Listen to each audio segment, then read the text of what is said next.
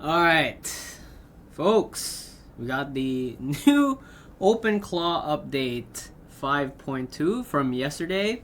Now, a couple of things to address before we get into the patch notes.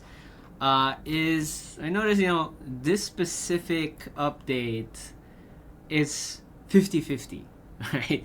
There are people that did their update, but somehow it's still worse than the last patch. But then someone else is saying it's been running pretty smoothly, especially this guy right here, running the Force plugin install for the 5.2. Then OpenClaw Doctor fix Gateway Restart Force. This replaces the missing package on your install. And now I noticed one of our team members, OpenClaw agent, just started going offline. I thought it was a server issue on his VPS, but it was running perfectly. It turns out when I checked, it was in fact missing packages because of the previous OpenClaw update that he ran.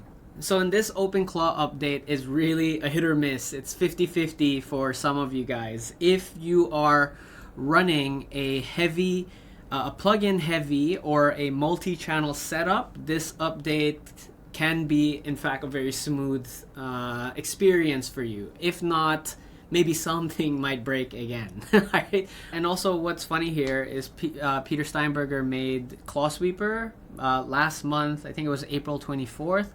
And now it gets a new update 0.2. So if you don't know what Claw Sweeper is, this is an OpenClaw maintenance bot that takes a curated GitHub issue or PR cluster, then asks a codex worker to classify the items and pretty much fix the problem. So if your issues have been submitted to the codex workers, then it's likely if you have Claw Sweeper event hooks set up, then you pretty much have like a maintenance agent running in the background for you every time a pull request is made on the Claw Sweeper GitHub. So if you got a heavy config, 5.2 is a blessing for you. So this guy right here, he was blind, now he can see with the 5.2 update. Second of all, the plugin system is going NPM first, so external plugins are moving out of core, and the loading logic is finally scoped to only what you're actually using.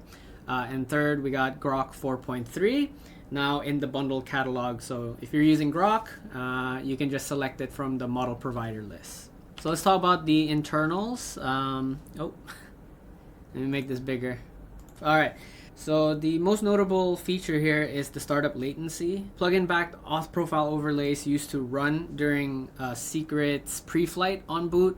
That added time, especially if you had a lot of profiles. Now those are skipped entirely during that phase. Runtime plugin preloads also scope, just like we talked about earlier. Before, OpenClaw would import every discoverable plugin it could find. Now it only preloads the ones your config actually references. So it sounds small, but if you're on a VPS, all right, this pertains to us. All right, we use VPS with limited memory. Right, you're paying $2-3 a month for the 2 gig. You'll see a noticeable improvement there. Yet again, this is an npm first hardening. So if you're developing plugins or pulling from ClawHub, the update loop is a little bit more predictable in this patch. Now, if you're running agents across channels, we have a bit of a fix here. So WhatsApp now supports explicit channel and newsletter targets with the @newsletter syntax. Telegram also gets better topic command routing inside forum topics, and native slash commands in bound groups also are being dispatched correctly. On Discord, this is also a pretty big one. Active buttons, select menus, and modal forums now survive gateway restarts. Before, if the gateway cycled, those interactive components would just, ghost. The button was there, but the handler was gone. So that's fixed now for Discord. Typing indicators also stay alive during long tool runs now. So if your agent is grinding through a 30-second tool chain, you can still see the typing indicator there rather than nothing at all. And for Google Meet integration, this is an add-on from the 2 patches ago. So you can now set access type and entry point access on API created rooms. This means you can programmatically lock down who can join and whether they need a knock or a direct link. There's also a new command, Google Meet and Active Conference. So if your agent spins up a managed meet space for a call, it can just tear it down cleanly after. No orphan rooms inside your Google workspace. Now, quick hits on the website. The WebSocket layer is more resilient for long-running dashboard sessions. If you leave the control UI open for hours, it's less likely to silently disconnect. /command feedback is clearer now, so when a command fails to dispatch, you actually get a meaningful message instead of a generic error toast. And for anyone using the iOS PWA, the viewport now respects safe area inserts properly. So on iPhones with the dynamic island, the UI doesn't clip behind the notch. So the take home from this update is remember to run OpenClaw updates to pull the new version. But if you need to handle legacy config migrations, also run OpenClaw Doctor Fix. All right, so that's it for the 5.2 update.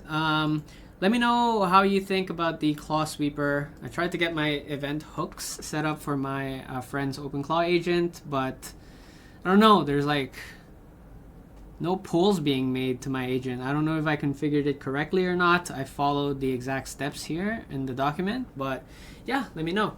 All right, boys, take good care of yourselves. Smash up the like button, subscribe to the channel. My name is Ron, shining out.